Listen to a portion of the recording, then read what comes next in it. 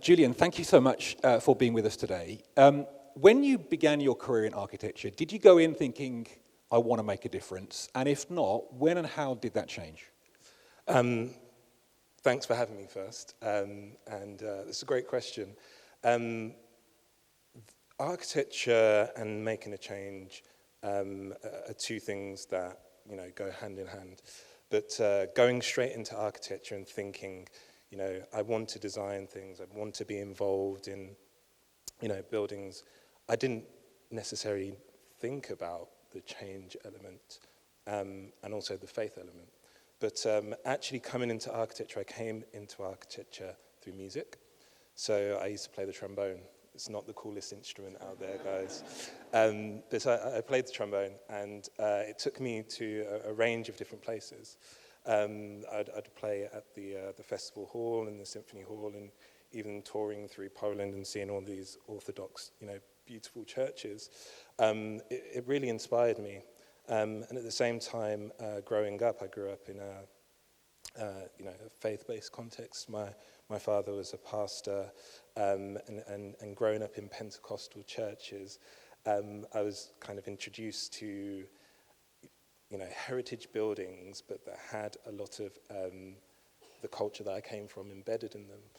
So it's been really interesting to actually think about architecture, change, faith, and see those elements come together now in the work I do. Before we talk about the work you do Yes. and good architecture, I want to ask about bad architecture. Oh, gosh. To help us understand the importance of this area, what does bad architecture do for cities and communities? Yeah, I think cities are places, first and foremost, that people come to gather, to actually commune. And also, I think cities are about living, working, and moving forward together. And I think bad architecture, in a sense, bad cities, they stop that, essentially. You don't get to commune in bad architecture. I mean, sometimes when you go out to the high street, you see that there's not space to do that. A lot of the space is taken up by, you see a Tesco's Extra in every corner, and you just notice that in some cases, the spaces that we've actually got to gather to have community and to grow become smaller and smaller. And in terms of architecture is about dreaming, it's about creating spaces. And when that's not done to a certain level, you start to think, well, I don't really want to be here. I'm a bit tired working in this office. I feel a bit down. So that's probably my thought on bad architecture. Well, let's get to good architecture then. You've been involved in a wide array of different projects. Tell us about some of those. Sure. So we really think of architecture as creating a cultural change, a social change, and an economic change. And when we look at a project and think about what this project could be, we really try and dream in that regard. So some of the projects that we've been looking at and working through the practice on are things like changing redundant spaces, a heritage space that we've changed. That was a church that was closed for 25 years. We've been working on converting that and bringing it back to life as a heritage and art space, and also a church. We've been working on intergenerational care up in Manchester, so we've been working on a care building up there that's really interesting, looking at how space can be used for care. And we're also working on an intergenerational, not intergenerational care space, but we're working on a wellness retreat as well in Africa. So. Fantastic. You also do individual homes as well. Yes. Perhaps best illustrated by the TV show Your Home Made Perfect. Hands up, out of interest, if you've seen the show. Number of people. Everyone else is praying and reading the Bible. That's what's going on there. That's good. We've actually got a clip from the show to give you a flavour of what it's like. It's very embarrassing. Catherine wants you to know she voted for your design. It's her favourite show, apparently, just so you know. One of the things I love about the show, which I've watched extensively for research purposes, is that you don't just have a vision yourself. You help other people have a vision. Tell us why you do that.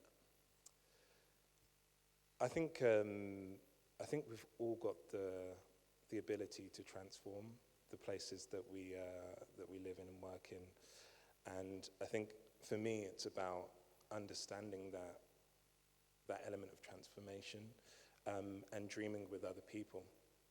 And I think we don't get enough time in our lives to dream and actually say what we want. And there's a really important process to go through in dreaming with somebody and actually saying, let's do this, let's work out really what you want, and let's make it happen. I think often with building projects, and this can be personal, it can be business, it can be local government, there's always the temptation to resort to the lowest common denominator, which is what's the cheapest way that we can do this? But that often leads to bad buildings, bad architecture. How do you help people overcome that? Yeah, I think sometimes we forget that a building is not just the project of building it, but it lasts a lifetime. Like, this building has been standing for a lifetime. And sometimes I think we have to remember that when we're designing and thinking about what we're making, we're not just making it for today, but we're making it for the future, for future generations. So again, just going back to dreaming and vision of what a space can be. I know that comes with a budget sometime, but it's just important to me, and I think it should be important to anybody that's doing a project, to think about that and to take the time and make sure that you can access the resources. I know light is really important to you in your designs. Tell us more about that. Yeah, I think light is really important to me. I mean, again, just being in this building, the amount of light that soaks into the building, it really lifts you. And that's one thing I believe about light. I guess also from a faith perspective, light is something that really, is predominant in our beliefs, essentially.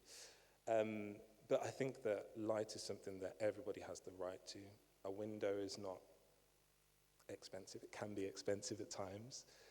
But we can do so much with light, and it really lifts you, and it gives you the chance to think and to relax and just to enjoy space a bit more. Last question. You've talked a lot about dreaming for the future. I'd love to hear a bit about your dreams and aspirations for the future, and maybe also for anyone here who's thinking through today, how can I use my creative gifts for good? What would you want to say to them as well? I think that transformation, I think that everybody can be part of transforming spaces. I think that's what I like to do as an architect, and I know the practice likes to think about how we can take what we're doing now and transform it and make it better. But I think it's really powerful for everybody to understand that you can also transform space by the way that you use it, by the way that you connect with people, by the way that you think and develop a space and develop, the feeling of a space. So, yeah, I'm really interested about that as an architect, but I also want everybody to be interested in transforming the spaces that are around them. I just want to say a huge thank you for everything that you have just shared, and thank you for the way that you live out your faith in this sphere. Ladies and gentlemen, will you put your hands together for Julian McIntosh?